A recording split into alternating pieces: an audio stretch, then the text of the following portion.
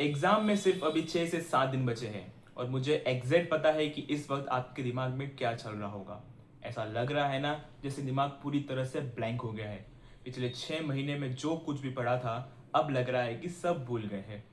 ये एंजाइटी और पैनिक इतना एक्सट्रीम होता है कि ज़्यादातर CSI नेट एस्पिरेंट्स यहाँ आकर अपने सफ़र की सबसे बढ़िया गलती करने लग जाते हैं। इस पैनिक को शांत करने के चक्कर में वो नई PDFs डाउनलोड कर लेते हैं, नए और छूटे हुए टॉपिक्स को पढ़ने लग जाते हैं और 10-10 घंटे की मैराथन वीडियोस में अपना वक्त बर्बाद करने लग जाते हैं। और यही वो गलती है जो उनकी आती हुई चीज़ों को भी दिमाग से पूरी तरह वॉश आउट कर देती है। थोड़ा रुक जाओ, एक गहरी सांस लो। ये पैनिक सबको होता है, मुझे भी हुआ था, लेकिन फिर भी ऑल इंडिया रैंक लाने के उस सफ़र में मैंने एक चीज़ बहुत ही क्लियर सीख ली कि लास्ट 7 दिन में आपका JRF इस बात पर डिसाइड नहीं होता कि आप कितना नया पढ़ रहे हो, बल्कि इस बात पर डिसाइड होता है कि आपने अपने दिमाग को किस तरह शांत रखा है और ऑर्गेनाइज रखा। आज इस वीडियो में मैं आपको अगले 7 दिन का एक exact bullet proof survival guide देने वाला हूँ। अगर आपने इन बचे हुए कुछ 168 घंटों के लिए इस ब्लूप्रिंट को फॉलो किया तो मैं गारंटी लेता हूँ कि इसमें आपका फ़ायदा होगा, कॉन्फिडेंस बिल्ड होगा और बल्कि एग्ज़ाम हॉल में आपकी मेमोरी पहले से 10x ज़्यादा शार्प भी काम करेगी। अगले कुछ टाइम के लिए अपना टैब्स और डिस्ट्रैक्शन बंद कर दो और मेरी बात को ध्यान से सुनो। हम आपके दिमाग को वापस पे ट्रैक पर लाने वाले अगले 3 दिन यानी डे 1, डे 2 और डे 3 हम फॉलो करेंगे 80-20 का रिवर्स रिवीजन। अब टाइम नहीं है कि आप अपनी मोटी रेफरेंस बुक या कोचिंग के 500 पेजेस वाले मॉड्यूल्स उठाकर पढ़ें। उन्हें अपने कमरे के एक कोने में रख दो और उन्हें तब तक मत छूना जब तक एग्जाम खत्म ना हो जाए। अब सिर्फ वो चीज़ें खुलेगी जो आपने खुद अपने हाथों से लिखी है, आपके शॉर्ट नोट्स और वो चीट शीट जो आपने पहले बनाई थी। ये 3 दिन का रिवर्स रिवीजन कैसे करनी है ध्यान से समझना। NTA के 80% पेपर उस 20% सिलेबस से आते हैं जो कोर है, जैसे रामचंद्रन प्लॉट हो गया, हार्डी वेनबर्ग इक्वेशन हो गया, एपोप्टोसिस पाथवेज हो गए, एंजाइम्स इनहिबिशंस के ग्राफ और प्लांट हार्मोन्स के प्रिकर्सर्स। इन 3 दिनों में आपको सिर्फ इन टॉपिक्स की टेबल्स, ग्राफ्स और फॉर्मूलाज को बार बार देखना है। जब आप इन्हें बार बार देखते हैं तो आपका ब्रेन एक विजुअल मैप बना लेता है जो एग्जाम हॉल में बिना किसी कंफ्यूज हुए रिकॉल हो जाता है। और सबसे जरूरी बात, नो न्यू प्रॉब्लम सॉल्विंग। अब नए क्वेश्चंस या मॉक टेस्ट में अपना टाइम वेस्ट मत करना। सिर्फ अपने पुराने सॉल्व किए हुए PYQs और उन हाईलाइटेड सॉल्यूशंस को आंखों के सामने से स्कैन करो। हर टॉपिक को पढ़ते वक्त खुद से पूछो, क्या मैं इसके फ्लो चार्ट को 30 सेकंड में दिमाग में बना सकता हूं? अगर हाँ तो वो टॉपिक आपके लिए शॉर्टेड है, अगर नहीं तो सिर्फ उस स्पेसिफिक पॉइंट को देखो। याद रखो, अब आपका टारगेट नई नॉलेज गेन करना नहीं है, बल्कि जो आपने दिमाग में पहले से लॉक किया है उसको एक्टिव रिकॉल करना है। इन 3 दिनों का गोल सिर्फ एक है, अपने बेस को इतना सॉलिड कर लो कि एग्जाम हॉल में बेसिक क्वेश्चंस में भी कोई गलती ना हो सके। आते हैं डे 4 और डे 5 पर, और इन दिनों में आप एक बहुत बड़ा और स्ट्रिक्ट कदम उठाने वाले हो। मेरी बात ध्यान से सुनना। इन 2 दिन में आप एक भी नया मॉक टेस्ट नहीं दोगे, बिल्कुल भी नहीं।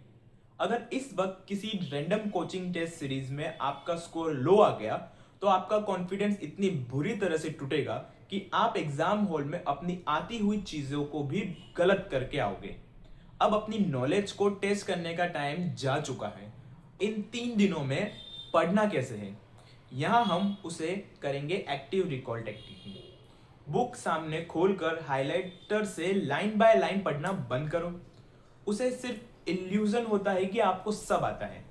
बुक बंद करो, आंखें बंद करो और हवा में रिवाइज करो। खुद से पूछो, अच्छा एग्रोबैक्टीरियम के वीर जिन क्या थे, वीर ए का सेंसर था, वीर जी रेगुलेटर था, वीर D2 कट करता था। तो ये सब आपको रिकॉल करना है हर टॉपिक के लिए। अगर आपका दिमाग तुरंत आपको आंसर दे रहा है तो यू आर 100% सेफ। लेकिन अगर आप किसी भी पॉइंट पर अटक गए तो सिर्फ उसी वक्त बुक खोलकर उस स्पेसिफिक लाइन को देखो और वापस बुक बंद कर दो। डे 4 और डे 5 का आपका अकेला टारगेट होना चाहिए पार्ट बी के सारे memory based concept, plant hormones के प्रिकर्सर, एंजाइम काइनेटिक्स के रूल्स, पेडिग्री के बेसिक फॉर्मूलाज और सीडी मार्कर्स इम्यूनोलॉजी में। एक्टिव रिकॉल्स आपके दिमाग की उस मसल्स को ट्रेन करेगा जो एग्जाम के हैवी प्रेशर में तुरंत सही ऑप्शंस बाहर निकाल कर लाती है। हम पहुंच गए हैं डे 6 पर। ये वो दिन है जब आपकी पढ़ाई से ज्यादा आपके दिमाग की वायरिंग को ठीक करना है। आज का पूरा फोकस होगा बायोलॉजिकल क्लॉक का सिंक्रोनाइजेशन। समझो इस बात को, ज्यादातर बच्चों का दिमाग एग्जाम हॉल में इसीलिए थक जाता है क्योंकि उन्होंने अपनी बॉडी को उस वक्त एक्टिव रहने की आदत नहीं डाली होती है। क्योंकि हमारा एग्जाम लाइफ साइंस का मॉर्निंग शिफ्ट में है और आपको दिन में यानी दोपहर में सोने की आदत है, तो आज से ही उसे बंद करो। आपको अपनी बॉडी को सिखाना होगा ठीक जिस टाइम पर आपका एग्जाम शुरू होगा उसी टाइम पर आपका दिमाग आपके पीक परफॉर्मेंस मोड में होना चाहिए। डे 6 को आप क्या करोगे?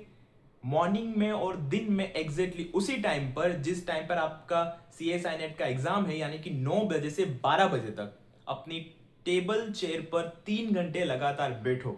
अपना फोन दूसरे कमरे में रखो, पानी की बोतल अपने पास रखो और 3 घंटों में आपको सिर्फ एक चीज करनी है, NTA के एक पुराना ओरिजिनल PYQ पेपर लो 2023 या 24-25 का, as a final simulation solve करना है आपको बैठ के लगातार ये 3 घंटे में।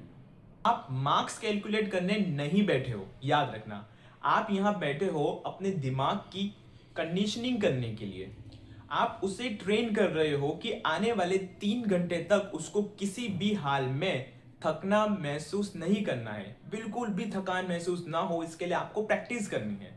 जब आप डे 6 पर ये कंडीशनिंग कर लोगे तो डे 7 और डे 8 जो कि एग्जाम डे होगा पर आपका दिमाग एक मशीन की तरह स्मूथली काम करेगा क्योंकि उसे पता है कि इस टाइम पर उसका फोकस मोड ऑन होना चाहिए। आपका एडेप्टेशन हो जाएगा उस टाइम के लिए एग्जाम के प्रति। आखिर दिन में हम आते हैं डे 7 पर यानी एग्जाम से ठीक एक दिन पहले।